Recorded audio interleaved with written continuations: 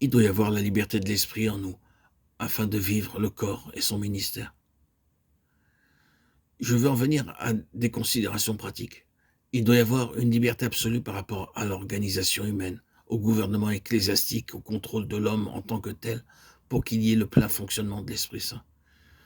Si vous entrez dans un système religieux, conservateur, contrôlé ecclésiastiquement, une organisation humaine de l'Église où vous devez prêcher continuellement et que vous ayez des choses à dire ou pas, parce que vous êtes payé pour le faire, ici, c'est absolument contraire à l'Esprit Saint. Car ce n'est pas le principe de l'Esprit Saint. Et frères et sœurs en Christ, bien-aimés, nous devons être absolument libres de toutes ces choses pour que l'Esprit agisse librement et que le ministère s'exerce dans l'Esprit Saint. C'est le principe de l'Esprit. C'était pour cette raison que les Juifs, les chefs juifs étaient si opposés à l'apôtre Paul. Il a dit des faux frères qui s'étaient furtivement introduits et glissés parmi nous pour épier les libertés que nous avons en Jésus-Christ avec l'intention de nous asservir. Galates 2,4. Que s'était-il passé? Il avait rejeté le joug de la loi, du système judaïque, et désormais, il agissait dans le domaine universel du corps de Christ.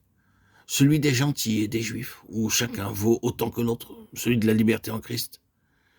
Lui était libre du joug de la tradition, celui du système et de l'organisation religieuse terrestre, afin d'accomplir son ministère de révélation comme l'Esprit Saint le conduisait. C'est essentiel pour le corps de Christ. Cela signifie qu'essayer d'organiser le corps de Christ, l'Église, et essayer d'établir un programme pour l'Église et le présenter au Saint-Esprit en disant « Veux-tu monter en chair et appliquer notre programme ?» Cela peut sembler irrévérencieux, je sais, mais là n'est pas l'intention. Et c'est tout à fait contraire au principe révélé. Le corps de Christ est émancipé des systèmes terrestres. Il doit en être ainsi pour pouvoir fonctionner. Il ne s'agit pas d'abandonner les systèmes terrestres parce que nous sommes saisis de certaines vérités, mais du fait que nous sommes effectivement émancipés.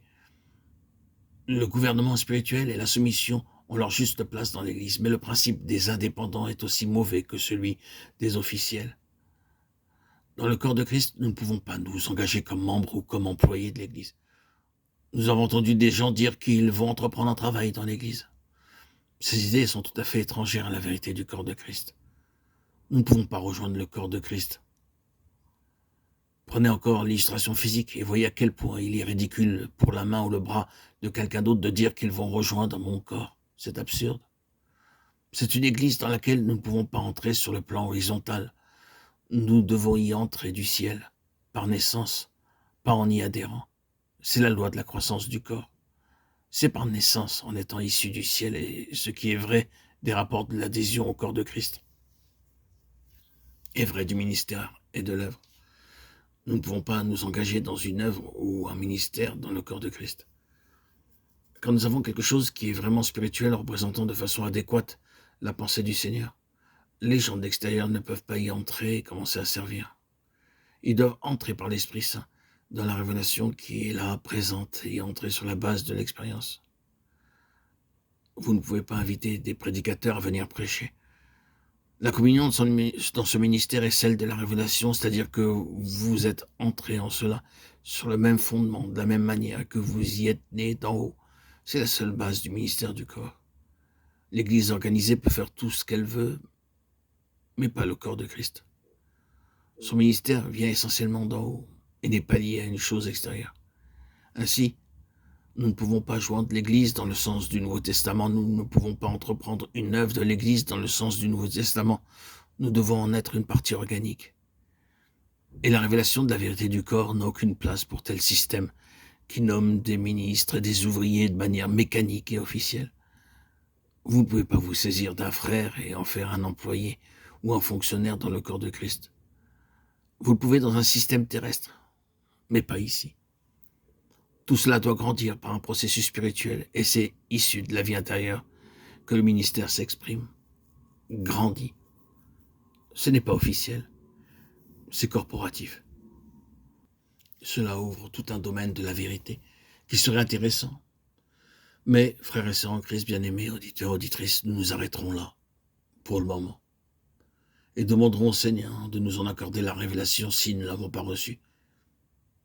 Car si nous en parlions davantage, tout cela deviendrait seulement pour nous un enseignement de plus, une vérité, une doctrine. à moins que le Seigneur rende cela vivant et nous en donne la révélation. Mais combien la différence est immense entre ce qui s'appelle l'Église ici-bas, avec son système, ses méthodes, ses relations et cette vérité, que le corps de Christ est une réalité spirituelle et céleste. Oh, quelle grande différence, frères et sœurs. Cette réalité céleste est universelle dans sa dimension et dans son ministère.